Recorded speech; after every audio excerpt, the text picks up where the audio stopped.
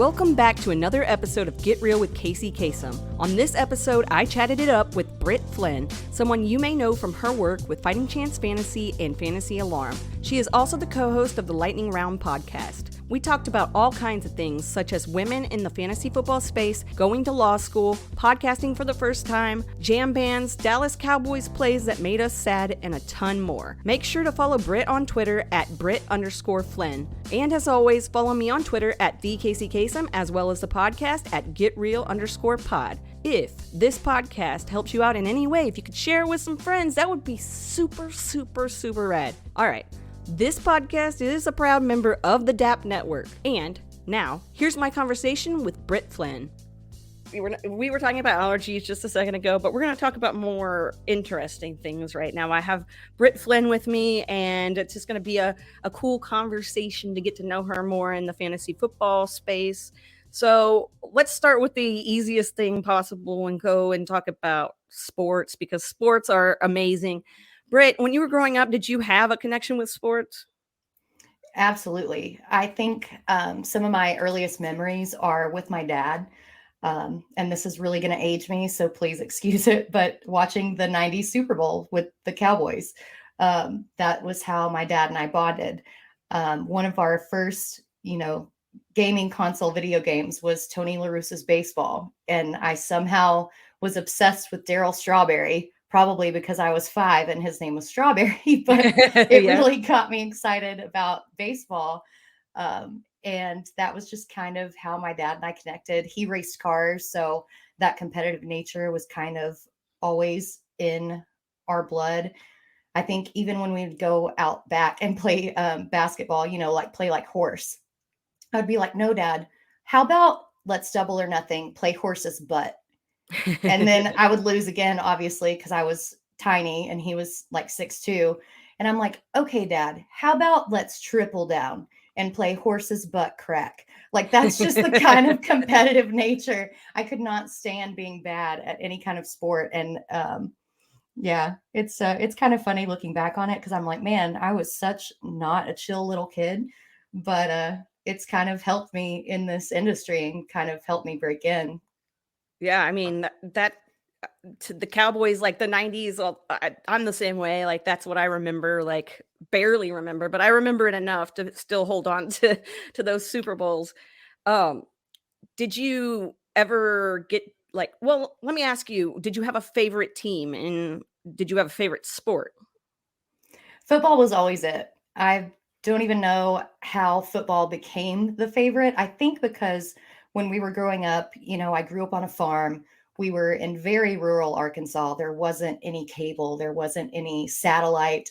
So we had an antenna on the back of our house, and we got like 3 channels. We got Fox, which the Cowboys came in on. If the weather was good, if not, it was pretty snowy. And, but we still tried to watch it through the snow. And I just remember as a kid, I'm like, why is it snowing in Dallas? Yeah. But I think that was the most accessible sport that we had was football. And the one that my dad kind of got into the most, and I think made me get into the most. So that's so are the Cowboys your team, or do you have yeah, okay, cool. Just want to make sure that you didn't change allegiances on us or anything. Man, it's in my blood. It sucks sometimes. Well, a lot of the times, you're that team that everyone loves to hate. The management between Jerry Jones and Stephen Jones, especially with what he came out and said today about, don't think that championships are won in the offseason. I'm just like, are you kidding me? It's very frustrating to be a Cowboys fan, but I can't give it up. Yeah. Oh, yeah. It is. It is so up and down, but like I'm going to be a Dallas Cowboys fan till I die. So I get you. So when you were in elementary school, middle school, going into high school, all, those grades, did you have something that you wanted to be when you grew up? So I always wanted to be a singer. This is a funny story. When I was in elementary school, like I said, I grew up on a farm. I was kind of a nerdy kid. And by kind of, I mean severely nerdy. I didn't really have any friends because I was just an off the wall kind of oddball. And I wanted to be accepted. And so there were these girls in third grade who had this singing club. And somehow I got the balls up to say it. And I was like, hey, can I sing? And I think the only reason that they let me do it was because they thought that I was going to suck. And so they're like, yeah, sure, do it. Like, then we can laugh at you. But I got up there and sang like, I Like It, I Love It by Tim McGraw or something stupid like that, that wasn't even, anything. And some of my teachers pulled me aside after class or after lunch period, and they're like, hey, there's this talent show and we think that you should be in it. We'll pay your entry fee. And then they even let me out of class to like do private sessions with our music teacher. And then I was like, wait, am I good at this? Do I actually, like, is this a thing? And it's just something that I've always loved to do. And when I was that little, I was like, okay, this is the first thing that I'm good at. This is my calling. That's awesome. Do you still sing? I sing when I'm in the shower, when I'm cooking dinner. I've got a piano upstairs and a guitar down here, and but other than that, not really publicly anymore. Yeah, but at least you still got it. So, so fantasy football is something that people stumble into all different ways. What is your backstory when it comes to getting involved in fantasy football?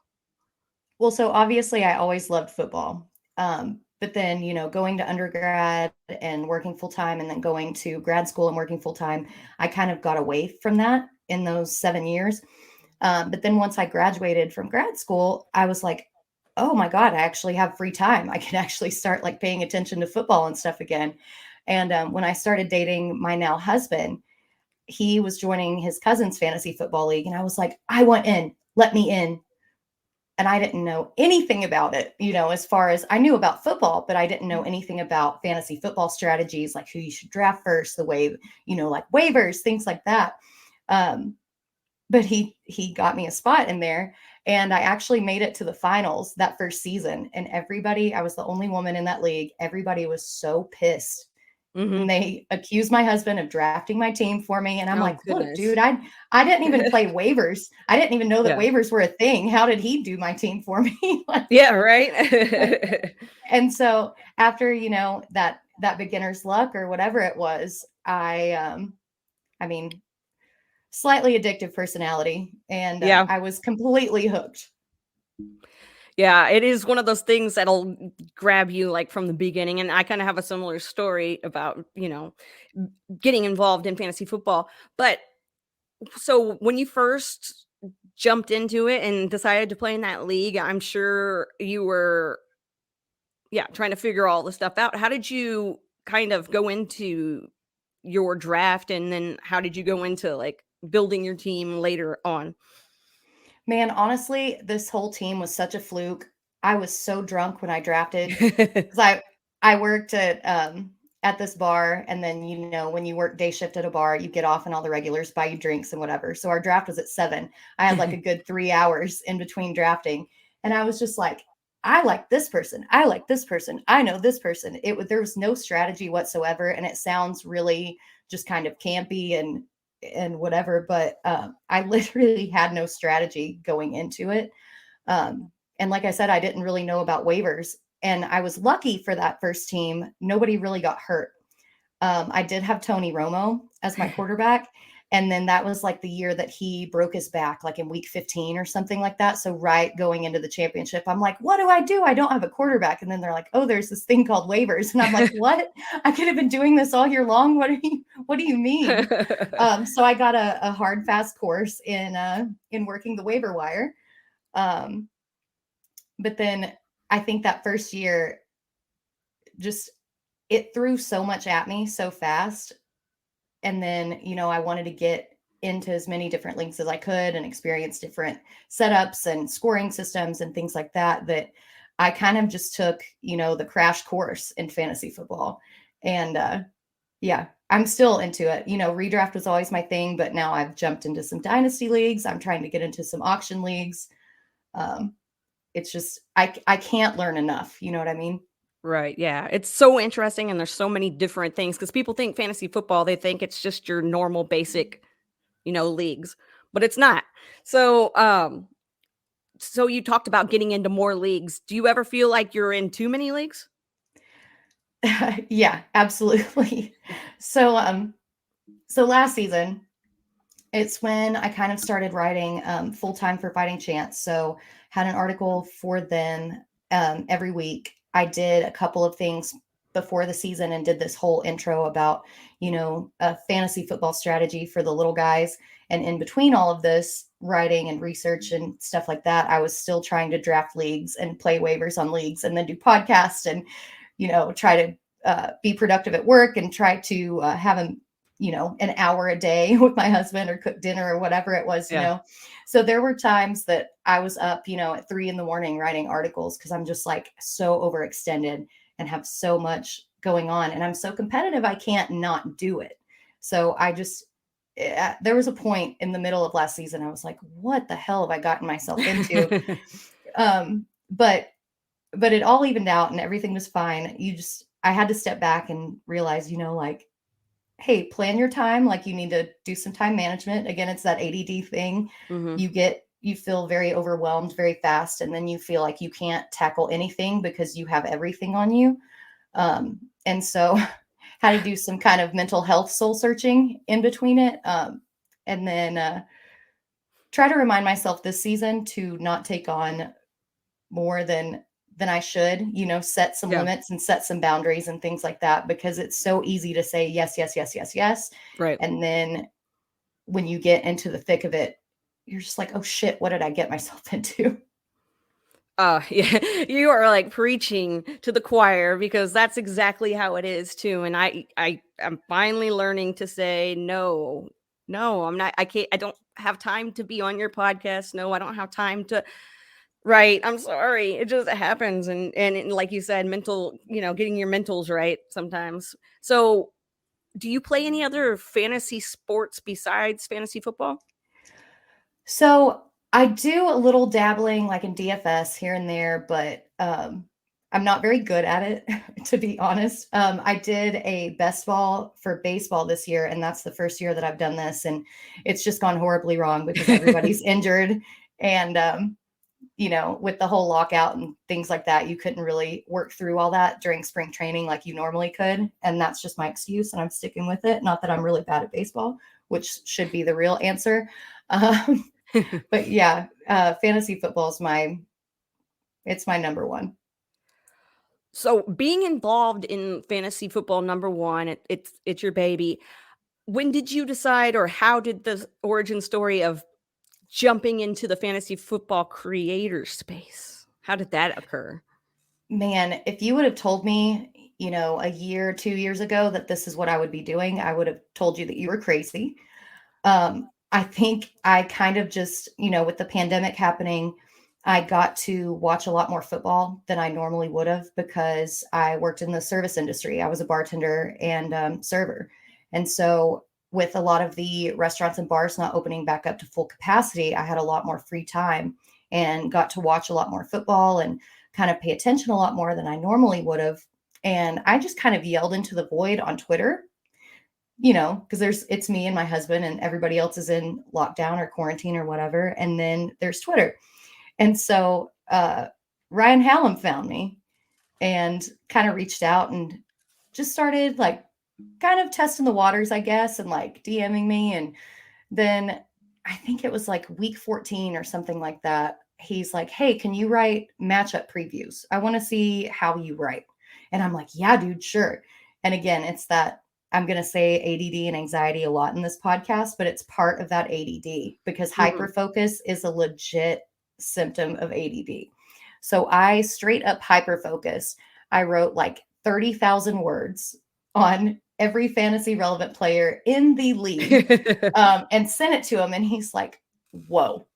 I think that's what he sent back to me, was just like, whoa. And he's like, okay, yeah, you can write. You can do this.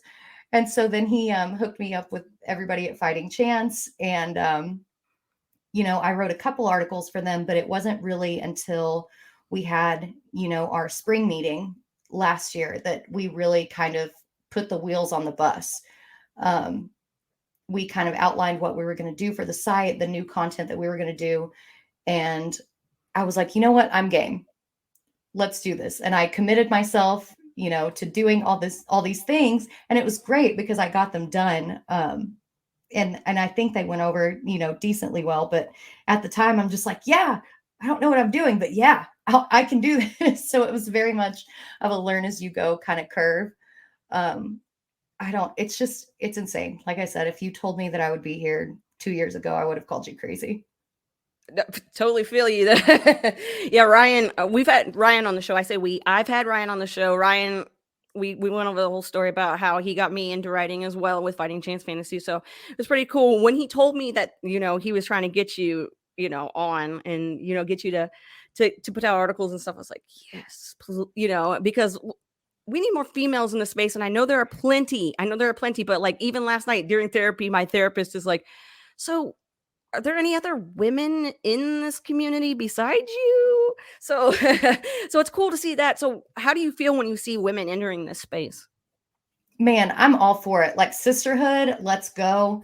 I, I don't even know a lot of these women in this space personally. I just kind of know them from Twitter, but I still feel like because we are such the small percentage in this space that, we're a family and we have to stick up for each other. So anytime somebody enters, I'm just like, hell yeah, rah, rah, cheerleader, Yeah, right. like anything that I can do to help anybody. And yeah, totally.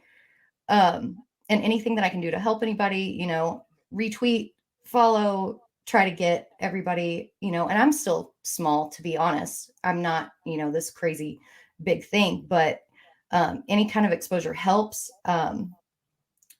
Also, Women of Fantasy Football has been huge for me with Josh Hudson and Ryan Weiss and Faith.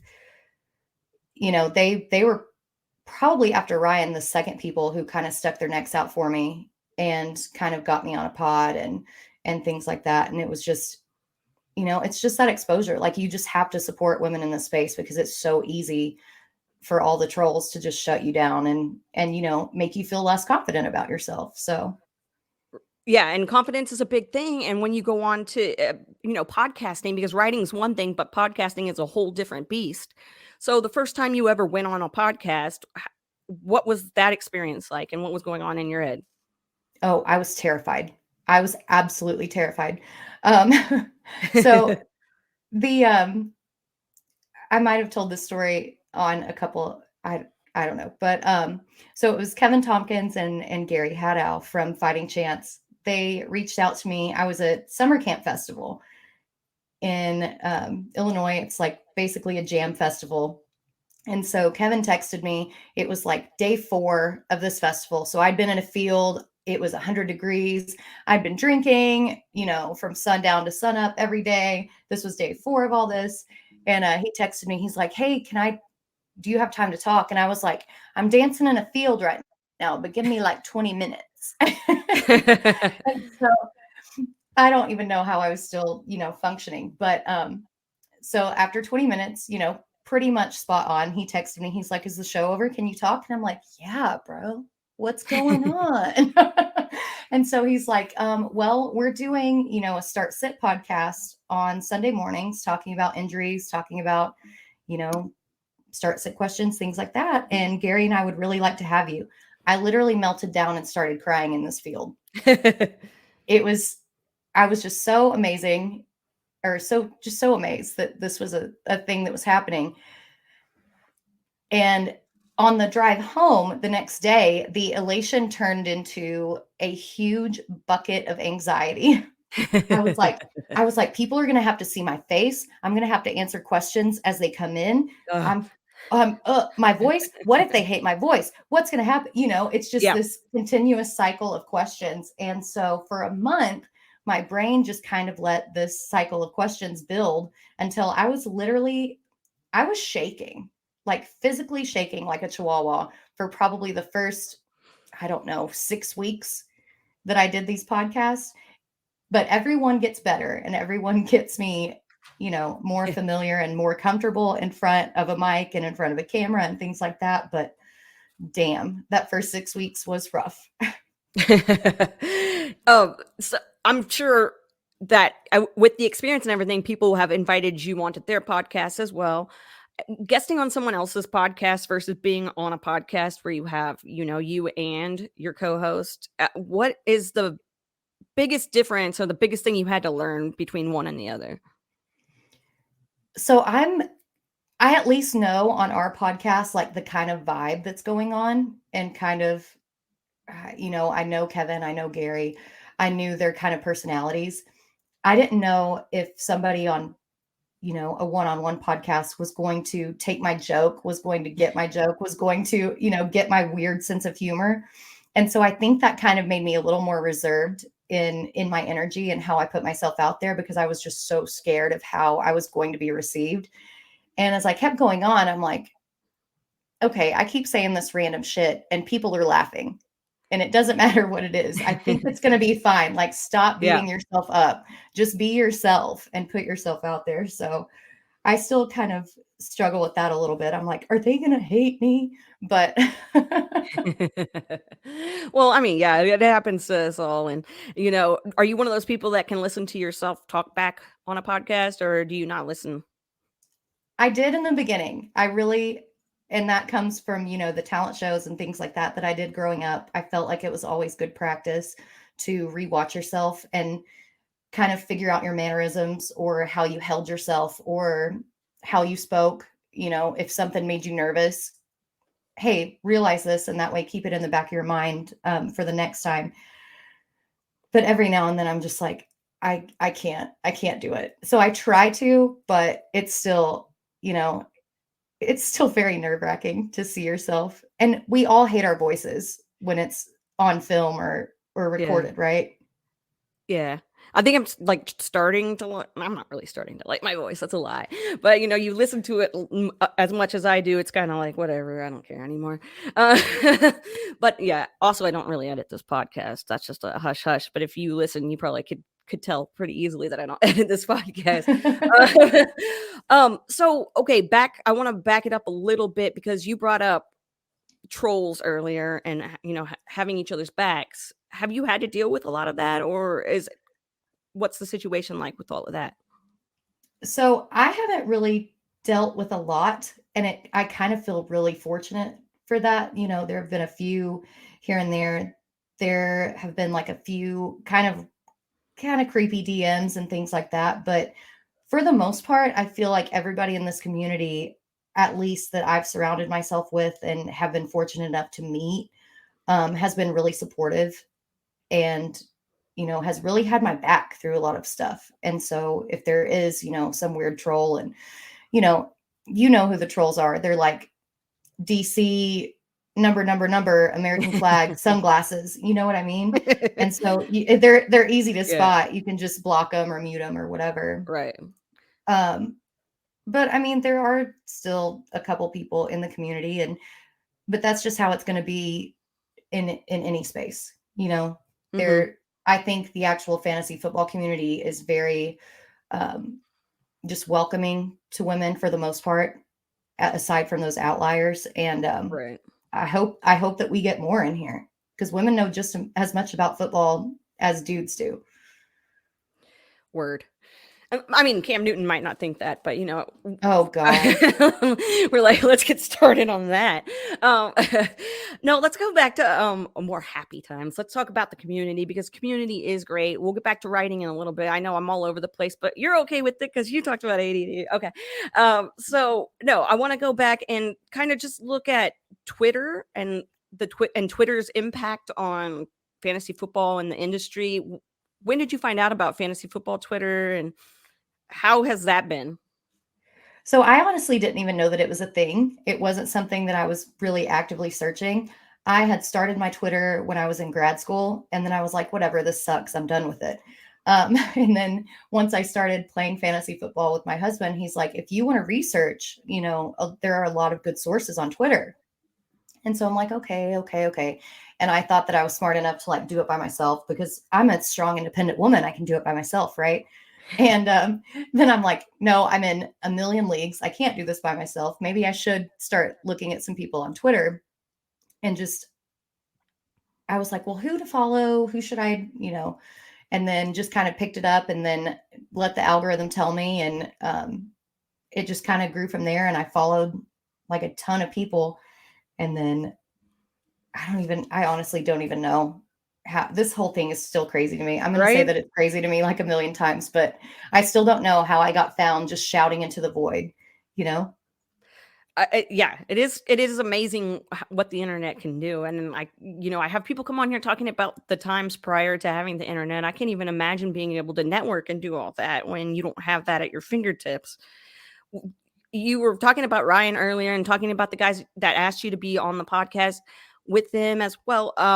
How do you think networking plays a role in everything, and how do you network without coming off like a total, tool?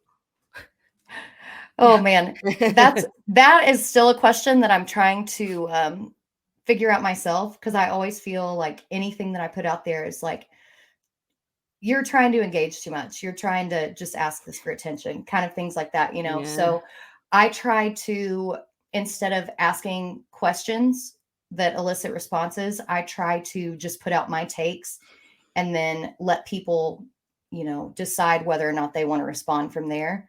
Cause I don't want to be this engagement farmer. right. I don't. I think it's not fun. Engagement farming is kind of more of a chore to me, and fantasy football should be fun, Yeah, right? it It's should be it's a fun. game.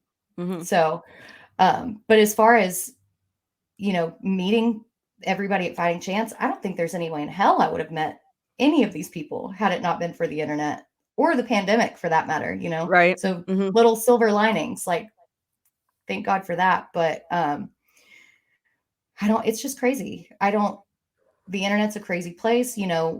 Brian Drake was on here talking about Mauricio from Mhm. Mexico, and he met him, on the internet, and then met him at the expo. I don't think that would have ever happened had it not been for the internet and that kind of networking. And the fantasy football community is so cool in introducing us to each other, kind of, whether it be the follow Fridays or retweeting articles or bringing people on their podcast or bringing them on to do a guest article or to actually write an article for their site. It goes in so many different ways, and it really is this little family. So who were you talking to fantasy football about prior to finding this huge community of people that are like-minded? So I bartended, Mhm. and so a lot of those bartending gigs were at sports bars. Ah. So, oh yeah, they ate it up. They would come and show me their fantasy football teams. They would ask me about their players, like what they should do. So I kind of feel like that helped me get a leg up in the industry before I was actually in the industry, because I already had experience answering these questions. It was just like to people drinking beer on the side of the bar. Um, and man, I miss that. In a college town community, that is Yeah. the funnest thing to do. I bet. I mean, I've been at bars before where I've overheard people talking about fantasy football, and I'm like, I don't know, should I like interject and say something? But that's really cool that you were able to do that. What do your like people in your life? Do they hit you up for fantasy football advice as well? I do have a few friends who, up until, we were friends in college, then kind of didn't really talk for a while. And then because of Facebook and Twitter and all this stuff, they're like, oh, you do fantasy? Yeah. Oh, yeah. Hey, can you answer a question for me? What do you think? And I'm like, I don't know. I don't want to lose your league. Like, what if I give you the wrong answer? And that's another thing about the anxiety thing. I'm so terrified of being wrong when I do give advice. I tried to hedge a little bit. And I'm like, well, I would do this because of this, but also this might work because of this. So take all that information and do with it as you will. Yeah, sometimes people will be like, "Oh, what I don't like that I would do this because blah blah blah." But people don't understand that when you have anxiety that like you think about these things. People are going to they're going to take whatever you say and then they're going to be mad at you when things go wrong. And that really doesn't happen as often as people make it, seem. So, uh, yeah, No, anxiety but seems to be. it was really hard for me though when I first started doing, the Start Sit podcast. Uh-huh. Um, because we would give somebody an opinion, and then they would post, a GIF on Twitter and said, say something like, I lost because of this player over this player and da da da da. And like, it just made me feel really bad. And it took me, like I said, that first 6 weeks until I was like, okay, this is a game. You can't predict the future. You can go on the numbers, you can go on your analysis, and that's as good as it's going to get. You Yep. can't predict injuries. You can't predict any of this other wild stuff that's going to happen. So quit beating yourself up over it. Exactly. And they're coming to you for the advice. So, like, at the end of the day, we all know, right? You're setting your own rosters, you're doing all of that stuff. So, but we're here to, give you that little push in one direction or the other.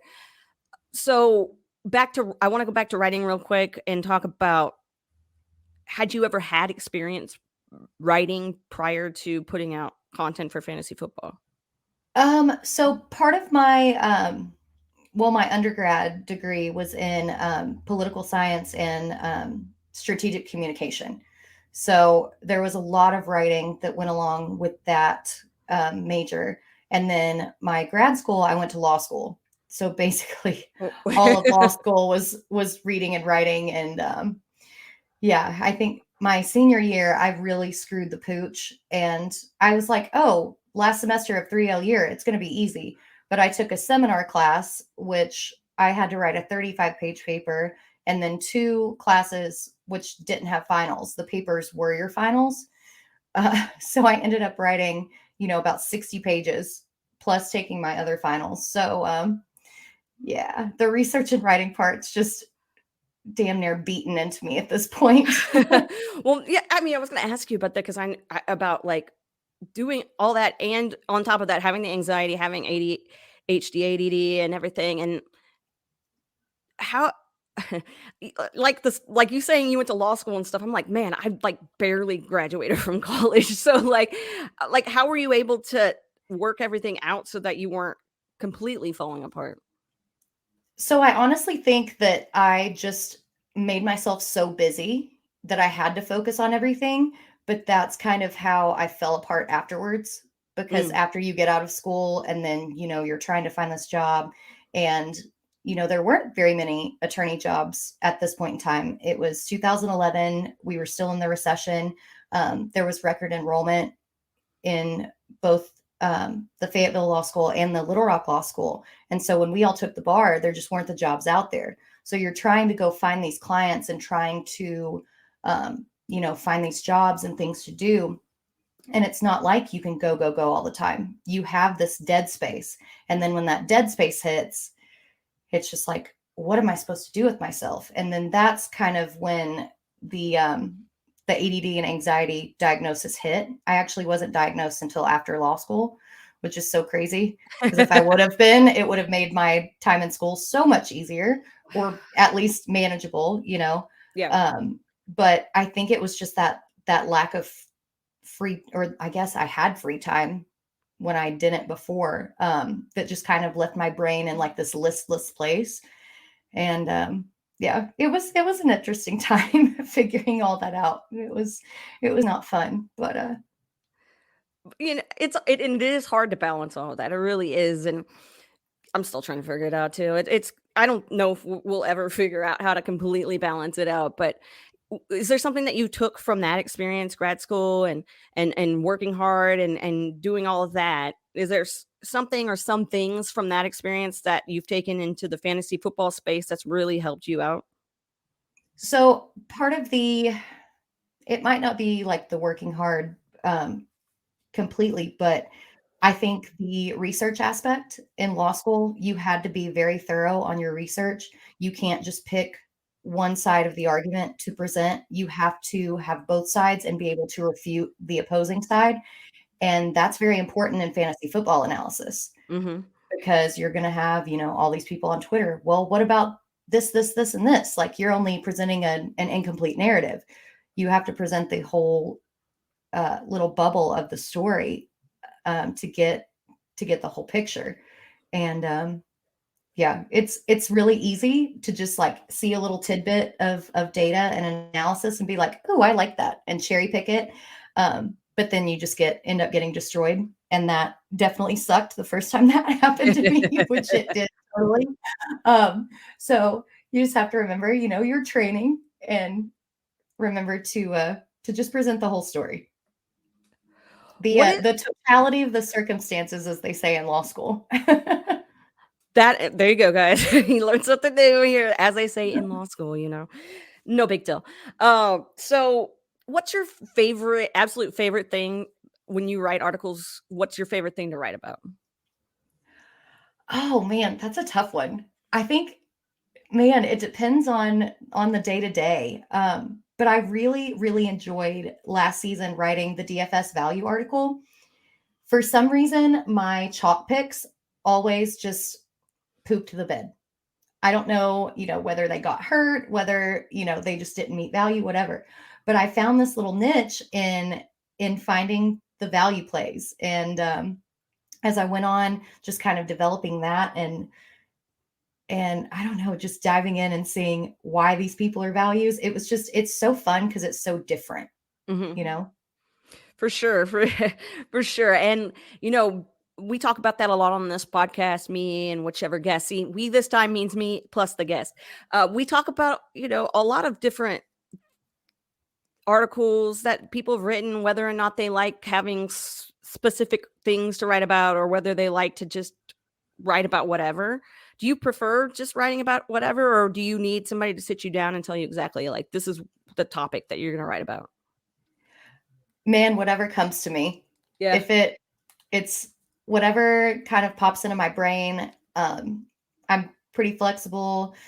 Sometimes I'm not gonna lie, it's hard when you can get burned out and just kind of get in that rut, and it's hard to come up with different ideas. So when that happens, I do need somebody to be like, hey, throw me a bone, please.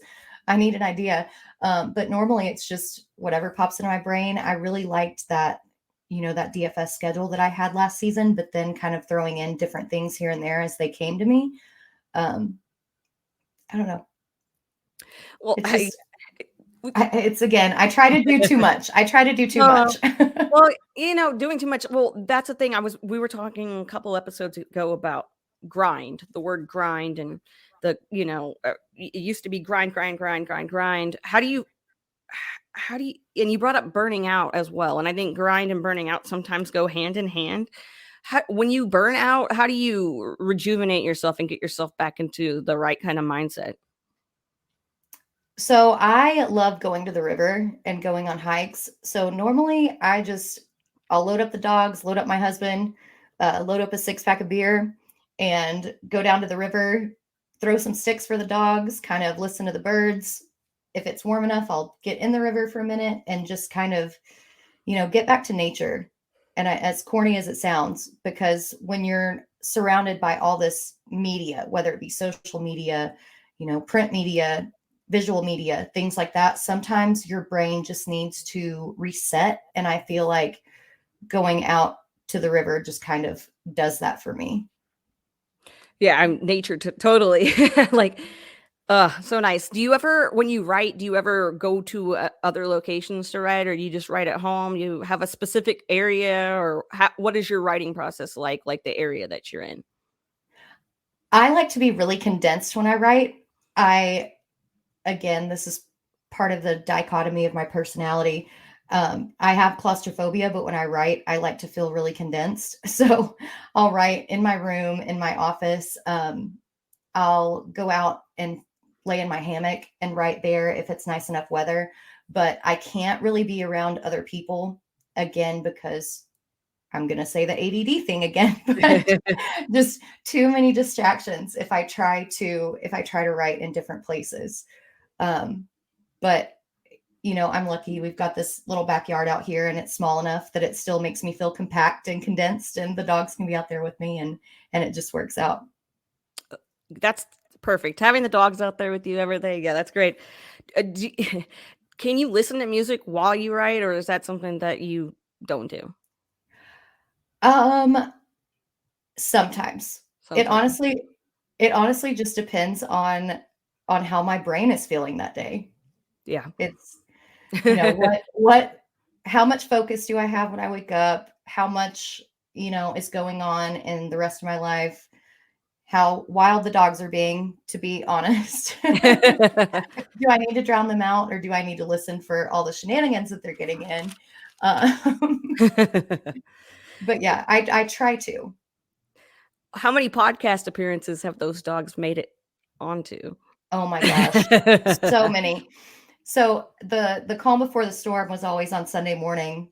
We live not even a block away from the only fire station in town, and they're hound dog mutts. So as soon as the sirens go by, they start howling, and they will howl for anywhere between 2 to 5 minutes, and they are very large and loud. So I love it though. Anytime that there's a dog in the background of a podcast, it automatically makes me a little more happy just because I'm like, I know those people are good people because they have dogs. So, um, yes. and I mean, I could do a whole podcast on people and their dogs, but that's another. But how many dogs do you have? So we have two, Okay, 2 dogs and 2 cats. awesome. The cats typically want to stay away, but every now and then the fat one, when he gets hungry, will kind of just appear out of the ether and kind of try to rub on my face when I'm in the middle of the pod. And I'm like, no, go away. I'll feed you later. You're too fat. You don't need to be fed anyway. We've been trying to get this cat on a diet for years, but he just somehow will not stop being fat. Living his best life is what I think, but He honestly is. So you're a busy bee, and there are times when you write and you're writing articles for different sites, and you're, doing that and guesting on podcasts and hosting and doing all of that. How do you balance having all that work? I know you say you do too much sometimes, but how do you make sure that you don't get to the point where you're going to burn out on it? I think just setting up, well, once you've burned out a couple times, you kind of start to know the signs of when you're hitting that wall, right? And Mhm. so I think setting up that self-awareness is very important, and just kind of noticing, hey, this is getting to be too much. Maybe don't write that article this day. Maybe like go see a movie, go to the river, whatever. You can write this article. It's not due like right now. And that's my biggest problem. I think everything's due right now. I have to do everything right now. And Yes. I just have to remind myself it's not, it'll still be there when you get back. Like go take some time for yourself, go chill out, go have a beer, go get some sun, go do whatever. Just like get your brain away from this, because your work is going to suffer if you don't. And then you're just going to be unhappy that you didn't do it. And then it's just going to be this whole cycle of kind of self-loathing until you get yourself out of it. So learn to get yourself out of it before it actually happens. Okay, so this is the 51st person that I've talked to, and I think you're the first person that everything that you've said has like hit home. So I finally found my person. But no, because I know everybody has different ways of like putting out content, ways of thinking about things, and ways of doing stuff. So I know that like listening to these podcasts, not everything's going to work for everybody. So when you see somebody doing or see people doing things a certain way, but you're doing things a different way, or you're outside the box or whatever, like, do you ever feel like, well, I'm doing too much in that aspect, like I'm trying too hard to do too much in that sense? Or are you like, oh my God, I just lost what I was saying. As you can see, I was I searching get for it. words there. Bruh. So yeah, let's get back to talking about something else. Yeah, okay, when you're out there, like, putting out content and trying to, like, come up with new and creative ways to put out stuff while also being yourself, how how should other people go into podcasting or writing or whatever when they're like, I feel like they need to change themselves to be Uh, something that they're not? Man, I hate that thing. Like the whole like fit into the mold, like get in line kind of thing. Because if you look at the fantasy football community, we are all vastly different. Like nobody's doing the same thing. Nobody got where they are by doing the same thing that anybody else is doing. Some people like to talk about DFS. Some people like to talk about gambling. Some people like, to engagement farm. And I'm not going to knock that. It's just not something that I want to do, but it has, helped them grow and gain followers in this space. I think you can't get too just involved and absorbed in what everybody else is doing. You really just have to figure out what you want to do. And I think that's a self-reflection is a big thing when it comes to that too, and self-reflection sucks sometimes. I definitely don't like to do it, but when it comes to finding your niche in the space, it's something that you have to do. And I mean, I still struggle with it from time to time too. I'm like, man, should I be putting out more of this content or more of this content or tweeting more about this and da da da da. And like, you can't, because then that false sense of yourself takes over your whole self. And I'm sorry if that's being too hippy dippy or whatever, but it's just something that I feel. And yeah. Hey, I like hippy dippy too, like that's good. That's what we need more of that, A lot of people talk about imposter syndrome too, and about how they feel like maybe they're not worthy of being, highly regarded, or people giving them compliments or whatever. Or do you ever feel like that? Like, do you get that?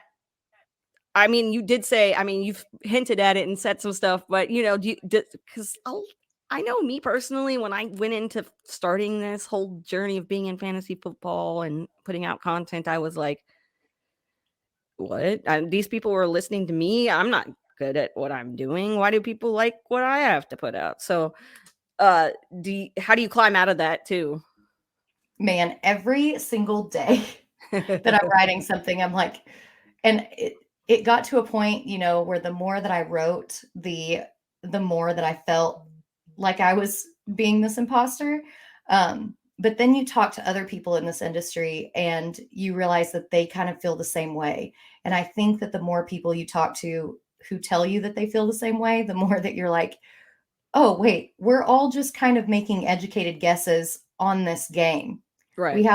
We don't know what's going on. We're using our process, we're using the numbers, and we're putting that towards, an educated guess. And if it doesn't happen, whatever.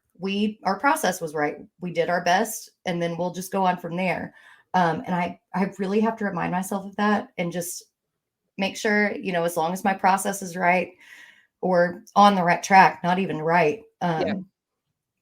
And as long as you're putting the data towards, something that you can support, again, like the totality of the circumstances, all the data coming together into this one thing, then you're doing the best that you can. And you just can't beat yourself up about it too much, because God knows I have. And that made for some very unhealthy situations. And, I remember calling my mom one night and I was just like crying because somebody had posted something on Twitter. And I'm like, I'm not good at this. I suck. I can't do this anymore. And Mom's like, I think you're very good at it. She's like, I don't even like football, but you make sense when you like tell me stuff. And I'm like, but all these people think I suck.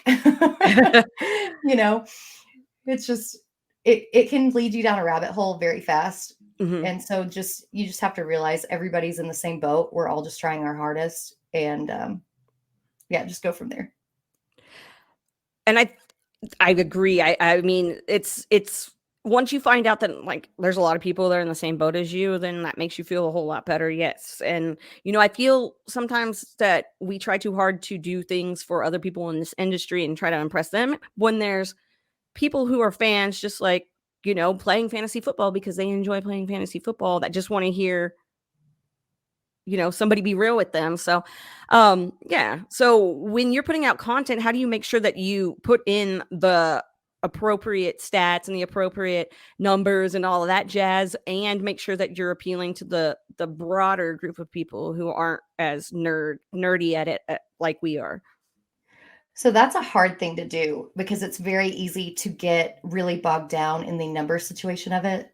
I think that's where you have to kind of combine your numbers with the way that you phrase things.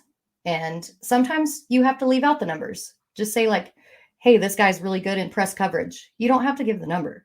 Just say like, this guy did this, da da da da, because when you do the numbers, and I've done this, especially when I first started writing, it was just like stats, stats, stats, stats, stats. And then it read like a math problem. Yeah. And nobody wants to read a math problem. Like you just don't want to do that. And a lot of, fantasy football Twitter is kind of, I feel, geared towards analyst in some extent because there are so many numbers and it doesn't really translate to the casual fantasy football player. And so you do have to find that balance, and it's tough. I still haven't figured it out. I'm still a noob, man. Hey, I mean, I don't write anymore because I couldn't figure it out. No, but so you had brought up being hyper focused and getting like, especially when you first started and being like boom, boom, boom. You ever worry that with being hyper focused that it's going to change to something else and maybe you won't be as obsessed with fantasy football as you are at the moment? Or do you think you're set in stone? This is what's up. You found it. So I have worried about that because I'm just such a bouncy bee. I'm like, this is my new interest. No, this is my new interest. Da, da, da, da. But I think as this has developed into more of a career, Yeah. that it's not only given me incentive, but I have the tools behind me to support my growth in this industry and to, as long as I keep learning new things, that I'm not going to get bored. It's very easy to just kind of sit on the same path and then be like, well, I'm maxed out. Let's move on. With fantasy football, at least now, there is so much more that I have to learn. So I won't be bouncing on anytime soon from that. Having a career in the fantasy football space is like something that obviously wasn't on your mind when you were a kid wanting to be a singer, like not at all. So like seeing that you can have an actual career in the fantasy football space, when you found that out, what did your brain decide we're going to do now? It's so wild, and I'm still in denial about it. I'm just like, wait, what? I can do this. This is a thing. And again, I think that it's something that's, we talked about the internet earlier. It's something that's developed from that. Even the work from home situation, that would have never happened, even 5-10 years ago. And now it's just generally accepted. People have all of these different avenues to communicate with one another, to put all this content out when they're on different sides of the world. And yeah, I'm still in disbelief, to be totally honest, but I'm glad that technology has allowed that to happen. And there are so many people on all over the world, right? And we have all, as the fantasy football community, we all have different things that we look forward to every year. You have the Scott Fish Bowl, for example, and I know you were in the Scott Fish Bowl last year. Was that your first time being in the Scott Fish Bowl? Yeah, it was. I had so much fun. But I really, and it's Scott Fish, if you're listening, I'm so sorry. So I made the playoffs, but I was using the app to set my lineup and I didn't hit submit lineup. So, and that was the week that Elijah Moore was out. So I totally muffed that. I feel terrible. It wasn't for lack of trying. I swear to God, Scott Fish, if you're listening, please let me back in this season because it was so much fun. He'll let you back in. I missed my pick one year because I was so wasted that I wasn't checking my phone, and I fell asleep, and that's history. So yeah, he'll let you back in. Come on, Scotty. I know you're listening to this, Scott. I know because we bring Scott up. I swear, every episode Scott gets brought up.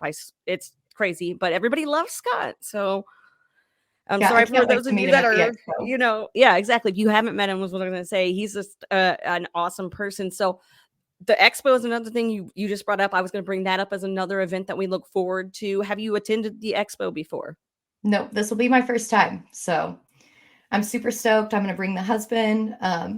We got a little Airbnb because obviously I procrastinate, and everyone after last year's debacle, apparently, everyone booked their hotels like as soon as everything went on sale.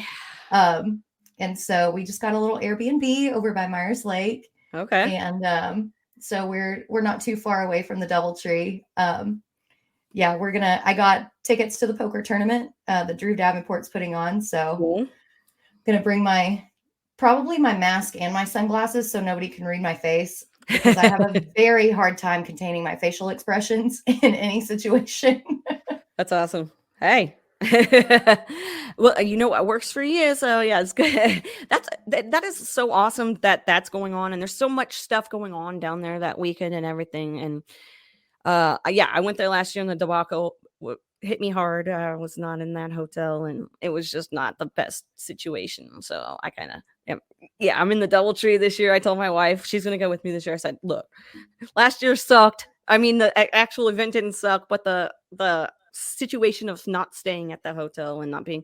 So I'm glad you got an Airbnb because that sounds a lot better than what happened with me, just staying at a hotel far away where there wasn't Ugh. anybody.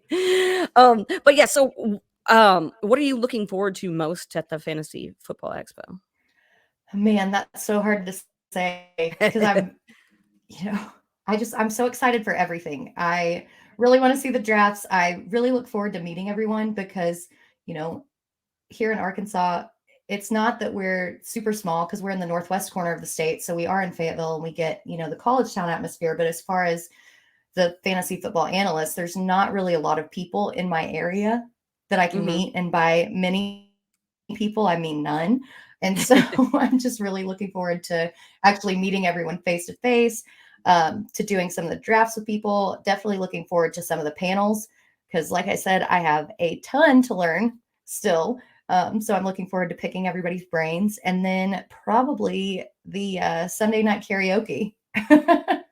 See, I only heard things about that. I was in bed at that time, so they got to go out and have all the fun. But um, have you met anybody from the fantasy space in person, or will that be your first taste of that too? Yeah, that'll be my first time. Oh So wow! it's gonna be so weird, And you're gonna get to but I'm meet excited. your co-host too, right?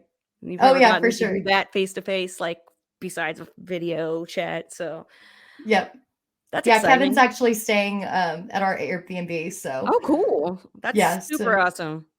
I'm So actually gonna get to like toast a beer with Kevin, which is gonna be great. that is gonna be super awesome, like, another thing to look forward to, like, there isn't already enough things to look forward to, so, um, so we've brought up those kind of things. Scott was in attendance at the expo last year, that's where I got to meet him, that was awesome and everything. Scott Fishbowl being your first time last year, uh, did it blow your mind how different it was from anything else that you'd participated in before? So I'd done a couple Superflex leagues, and but I really the strategy of losing points for sacks and losing incremental points for interceptions. I was like, okay, I've really got to think this through. I've really got to work this through. But I enjoyed that. It's something different, and it's Mhm. it keeps me from getting bored. It keeps me learning. It keeps me on my feet. And as long as I'm learning and there's something new, then I'm not gonna get out of this anytime soon.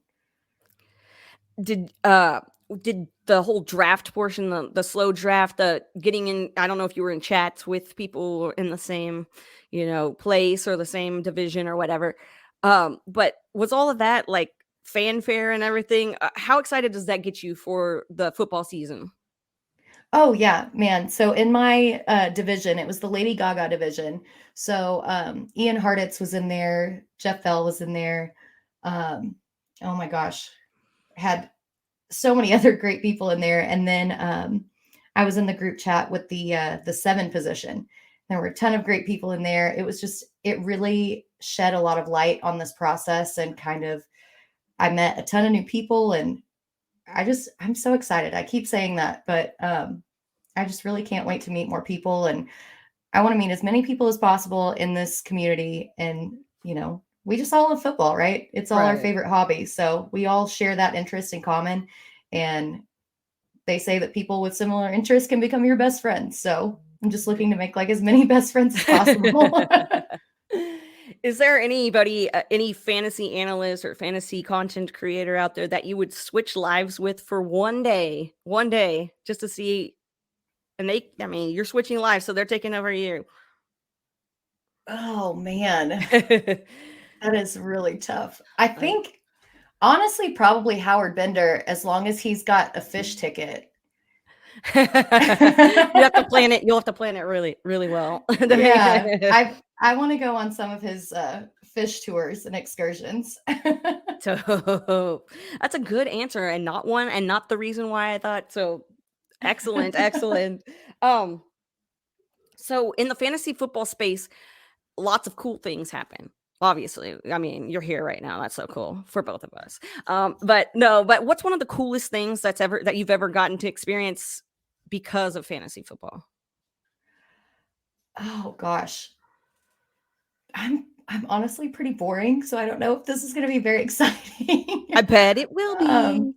but I think so. The Warrior Bowl last year, Hmm. um, I made it into the finals of the Warrior Bowl, and I didn't realize when I got invited to it just how many different people from different countries were in it. Hmm. And so I really enjoyed those group chats, with people from Africa, from South America, from Europe who don't even have, football leagues proper, but still just love this game of football. It was so interesting to kind of pick their brains and see, how they got involved in football, let alone fantasy football, and see, what their lives were like in that sense. Because, we're in America, football's like in fall, that's what you do, right? It's Hmm. football. But in those countries, it feels like you have to make a different kind of effort. And so it was really interesting to kind of pick the brains of some super fans. It is crazy. Like, I would have never thought prior to getting on Twitter and seeing all this stuff that there were so many people and so many, like, they don't have football and they're like, let's do this. So it is super awesome. The community is super awesome. I know this show's always sounding like a big, like, yay, positivity fest, but really, I mean, this is such a dope community. And getting to meet people and everything is super dope as well. Going to the expo, having all that, and the Scotfish Bowl, and the potathon that they do and everything else. So, do you get all excited did you get like a t-shirt last year and get all excited that way? Oh yeah, 100%. Especially since it was music was the Yeah. theme. Oh Hmm. my gosh, I got the concert themed like t-shirt. As soon as the podathon went on, I literally watched it from start to finish all day long. Just I don't know if I ate because just Yeah. so hyper focused. I'm like, football, we're drafting. Woohoo. There's so many Yeah. cool people on. There's so much cool stuff. Oh my God, I can't like take my eyes away from the computer. Yeah, for Um, sure. but yeah, it's super awesome. And there are just so many good people in this community. And I just want people to know that if you are somebody trying to get into this industry, I was terrified. We've talked about the imposter syndrome and things like that, but I think that once I got into the industry and learned how many great, helpful people were in here, it really just kind of helped me come out of that shell that I built around myself. So, if anybody's listening and wants to get into the fantasy football community, just know that there are great people out there. And, as evidenced by what Scott and John do for the Fantasy Cares, all these other charity leagues and things that everybody does for the community, all the support that everyone gives everybody else. I mean, it's crazy. There's a bunch of great people out there. There are. It is wonderful. And you brought up John. So the FC Eliminator is Fantasy Cares Eliminator, and I see that you are the champion of one. So how was that, and which one were you in? Was it, and what was that experience like? And tell people what it was too. I know that's a lot of things, but a lot of people don't know what those are either. Yeah, so the Fantasy Cares Eliminator, it's basically like a best ball format, but it kind of has Scott Fishbowl rules. So where, your sacks kind of get incremental negative points, your interceptions get incremental negative points, things like that. Um, I really don't know how I won. I had Lamar Jackson and Ryan Tannehill as my quarterbacks, and then I had ETN as my running back. But I think just the rest of my team as a whole kind of avoided injury. And I think that's what just put me over the top. Honestly, had no idea what I was doing. It I don't know how I won. I think it's a fluke. I think it's beginner's luck. I don't know. But it was Gary Hadow's eliminator who Ah, won there you go. the Scott Fishbowl 9. So I felt I was in good company there, winning a former Scott Fishbowl champions eliminator. Definitely. Like, and it's cool because you podcast with him and he won the Scotfish Bowl. You've got, you won his eliminator. Like, it's just, again, with the community, being a part of the Fighting Chance community as well, and having all of that. Like, how much of a family does that group feel like? Oh my gosh. We're totally family. You know, we did that Zoom call. Everybody's in a group chat. I think, you know, Brian Drake always sends, actually, everybody always sends any kind of new fantasy job posting into the group chat, trying to get people noticed, trying to get people actual jobs in the industry. Mm-hmm. They were super helpful in developing me as a writer.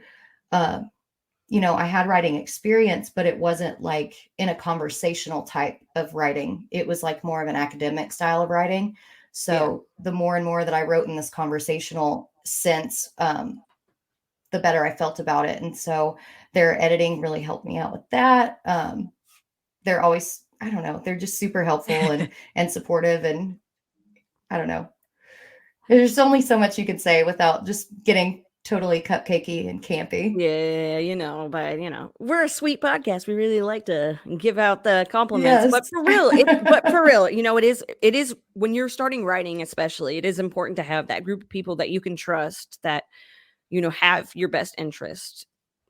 You know, they're wanting you to succeed. So for people who haven't taken the plunge into actually writing yet and they want to get started either at somebody else's website or they want to start their own blog or whatever, what kind of advice would you have for somebody in order to find like that group of people that can help give them the feedback they need? Man, I don't know if I'm really the best at giving this advice because I just kind of lucked into it. But but I think definitely just be yourself and don't try to be anybody else. Don't try to put, you know, too many stats or whatever into it, and just consistency.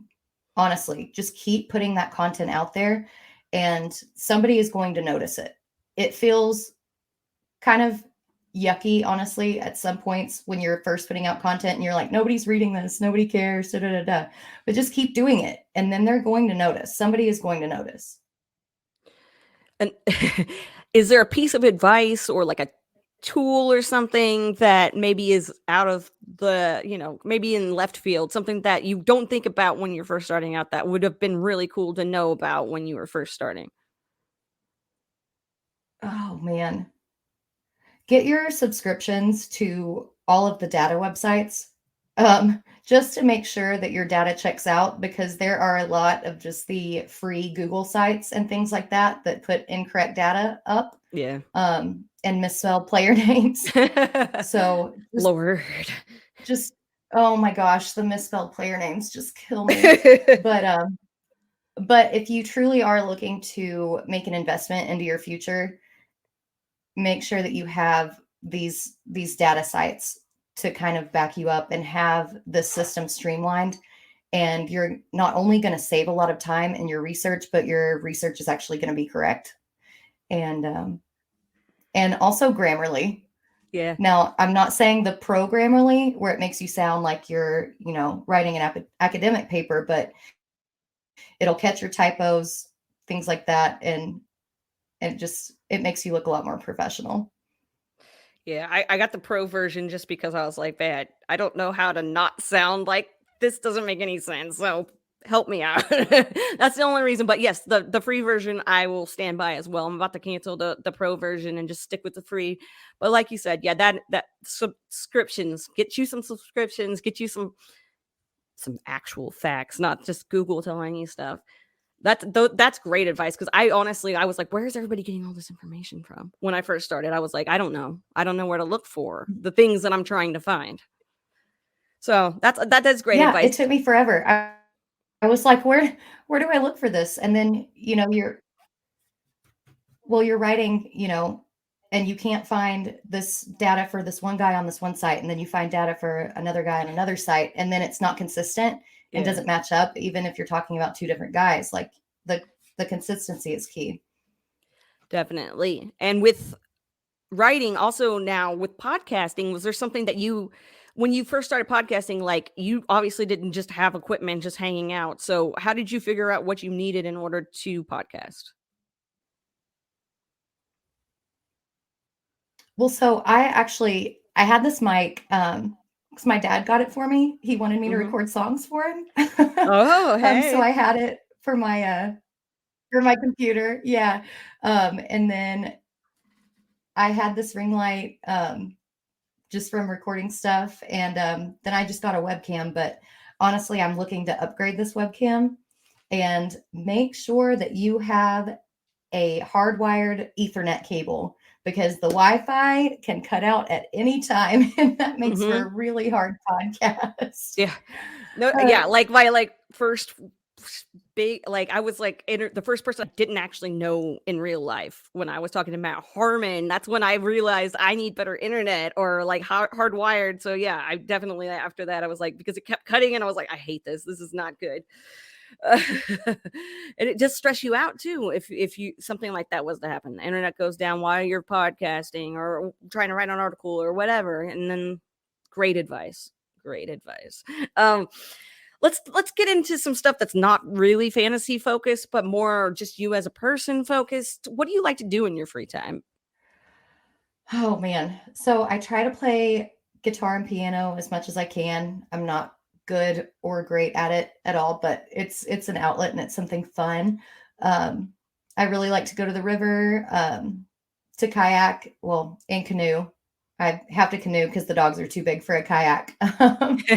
And then go to concerts and festivals. Live music is such a big part of my life. And, I've worked at music venues and several different places. And even with the pandemic, it kind of shut down a lot of that stuff. And now we're finally kind of seeing more bands tour again. And I cannot wait to get back into a concert full of just a bunch of sweaty people all singing the same words.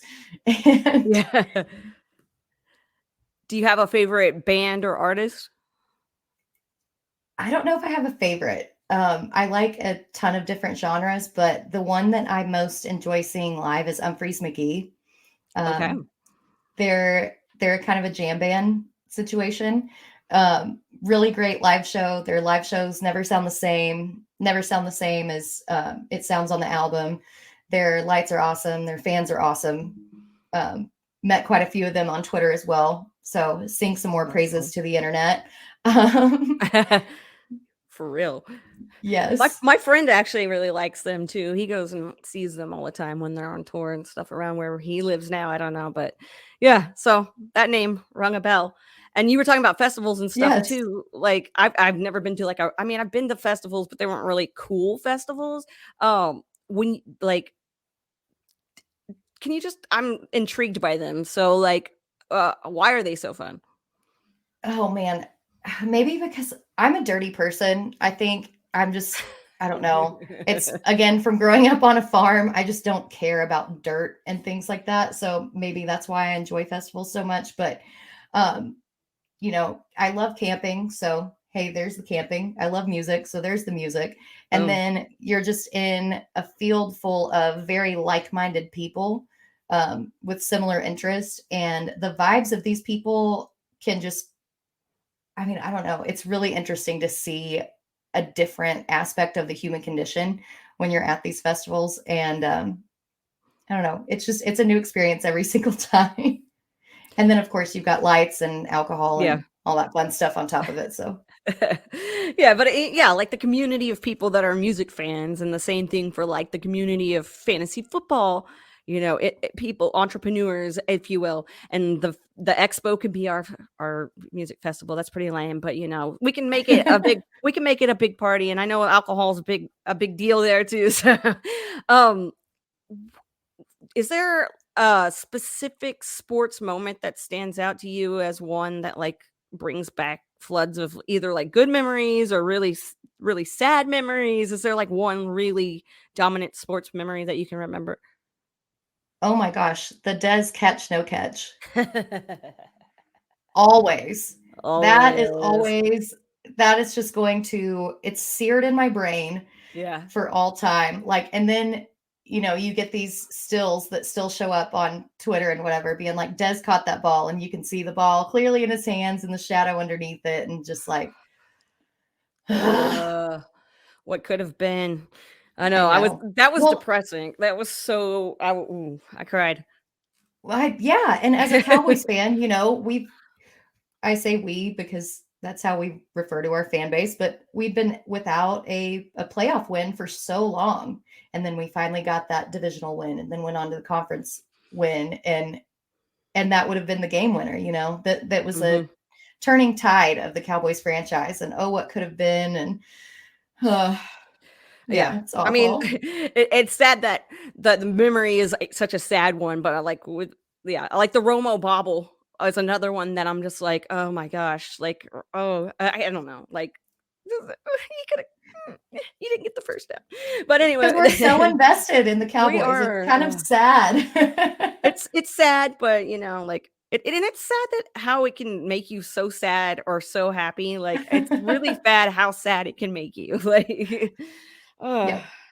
Can't even imagine if we were like constantly winning, how I'd feel. Go talk to 8-year-old me and maybe we'll figure it out. But so those memories. Have you ever been to a live NFL game? I did. So my first game, it wasn't like something that we did growing up, but I took my dad to his first NFL game when AT&T Stadium opened up. We got those little party passes. Oh, yeah. Because I was in college. I was broke, but I was like, I still want to take my dad to a game. And his birthday's in January. So I'm like, I'll just buy these party passes and we'll go.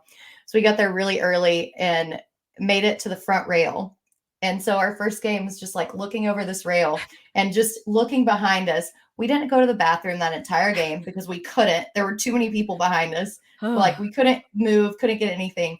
But it was such a great experience because it was it was against the Eagles in week 17. And it was the first time they had shut out an NFC East opponent like ever because they had shut out Washington the week before. So it was 2 back-to-back shutouts.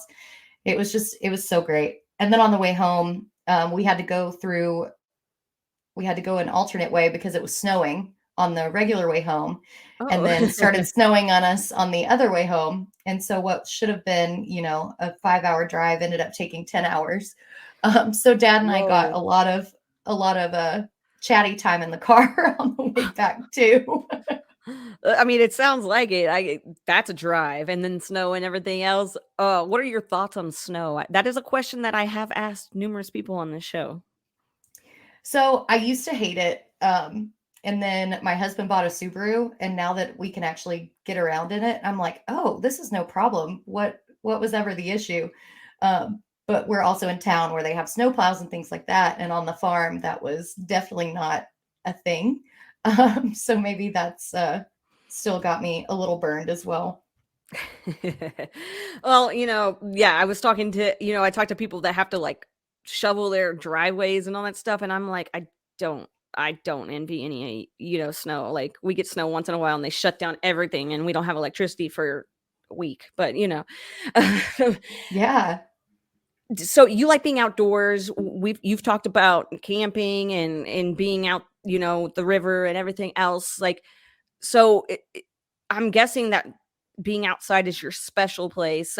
Did you have any memories? I mean, you grew up on a farm, but are there any memories that like really stick out from living and being out in, like, even if it's more right now instead of when you were a kid? Do you have any memories of crazy nature stuff?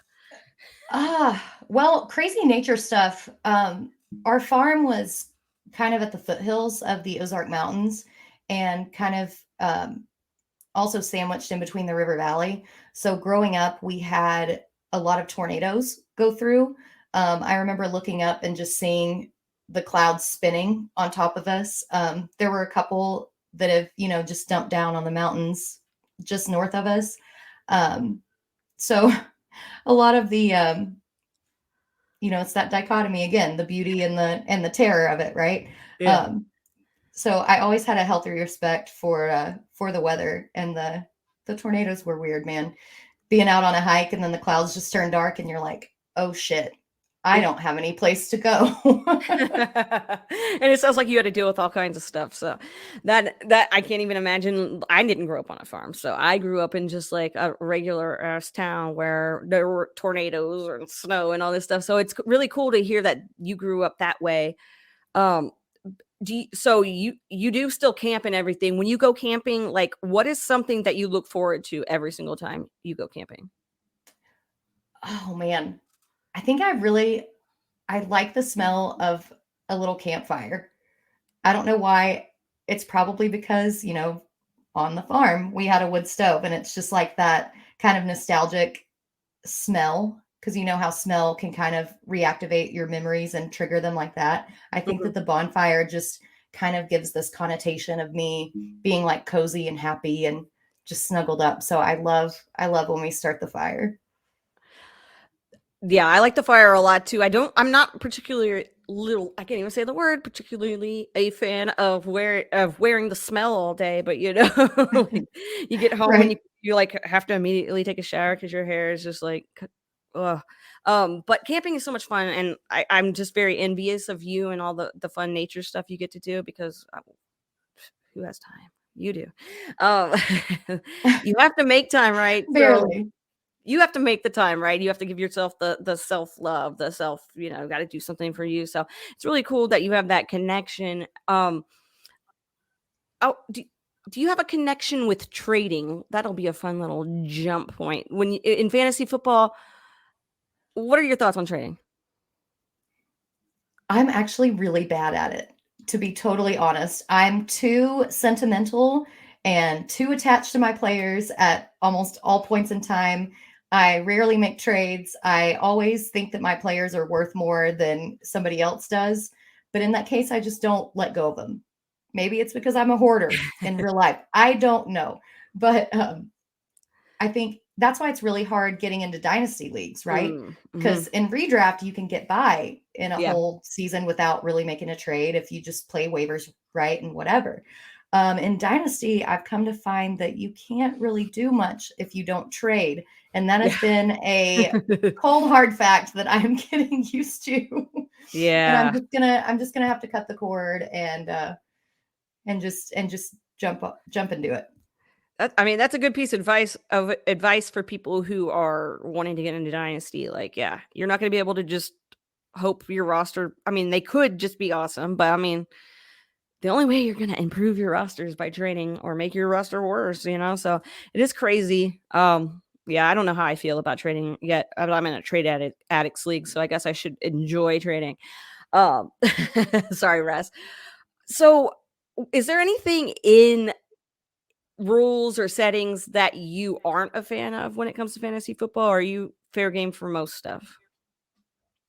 I'm pretty fair game for most everything. Um, Trade vetoes can, I don't know how I feel about that. It's kind of, you know, again, that league that the very first league that I was in tried to make a trade, and they're like, this is collusion, this is collusion. And I'm like, no, it's not. Like everything's fine, but everybody was mad that I was winning. So, a lot of people can kind of, you know, just get that mob mentality against you Yeah. with the trade veto. But other than that, I'm pretty fair game for everything. As long as you don't change rules mid-season, let's go. You know the rules before you enter a league. Yeah. And that's important, right? To know the rules before you enter the league. Yeah. And what kind of advice do you have for, since, we talked about Scott Fish, you talked about a Warrior Bowl, like the Eliminator, there's so many different kinds of leagues out there. What kind of advice do you have for people who are attempting to try different kinds of leagues? And, they're kind of worried that they're not going to understand because there's so many different things and so many aspects to it all. I think Sleeper has been a really they've done really well on their platform. If your league is on Sleeper, you can kind of set your league settings and your league rules, and then go back and look at these players' previous stats with those particular league rules applied. So I think that kind of helps your research more than anything, is just take these players in a particular context with these rules and go from there. But above all, just make sure that you read through the rules, that you know what's going on, because they're the first time I ever encountered a 6-point touchdown league for Mhm. quarterbacks, Yeah. I'm like, wait, what do you mean? What is this? It's because I didn't read the rules. Yeah. There was another one where the defense experienced very severe incrementally negative points for every point allowed. And it was not a situation where you could just sit on a defense from from week to week. You really had to stay on top of that. So just, read your rules, kind of analyze post your stats, and just go from there. And don't get sucked into a vacuum. Not literally, but Right.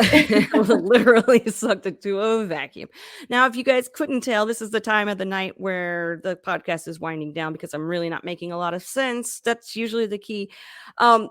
Britt, before we go and before I have you plug all your stuff, is there anything in the fantasy football space that you haven't done yet that you look forward to doing, or something that you kind of have in the works that you're not sure about yet? Anything?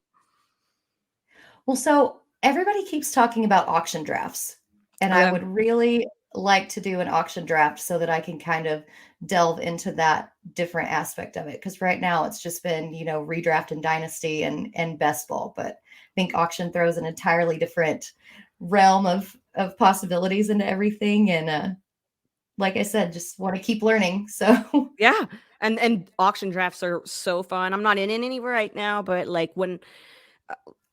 They're great times. So I do suggest that. Now, Britt, it was great having you on here and like learn so much, because I really didn't know a lot about you going into this. So it's really cool to be able to like get to know you as a person. So for everybody listening, can you go ahead and let them know where they can find you and what kind of stuff you have going out there? Yeah, so you can find me on Twitter at Britt_Flinn, FLINN. I don't post too much, and sometimes it's nonsensical stuff or river pictures, but that's all about the balance, right? Yeah. Then you can find me occasionally on fantasyalarm.com. I do a little bit of NFL content. I do a little bit of NFL content on Fighting Chance Fantasy. And then you can also find me on Lightning Round on YouTube. We do a podcast every Wednesday. It's normally at 8:30, but I think that time's subject to change in the near future. So just subscribe to our YouTube channel and stay tuned. That's excellent. And Lightning Round has a really awesome logo as well. I won a t-shirt through the Warrior Bowl and I chose Lightning Round. So I just want to let you know I'm representing. Yay. So yes, everybody go check out everything that Flinn. I just put your name. Time for bed. Okay, Britt Flinn. You guys go follow her and make sure you come back next week for another episode of Get Real with Casey Kasem. Stay red. I know how to end this broadcast.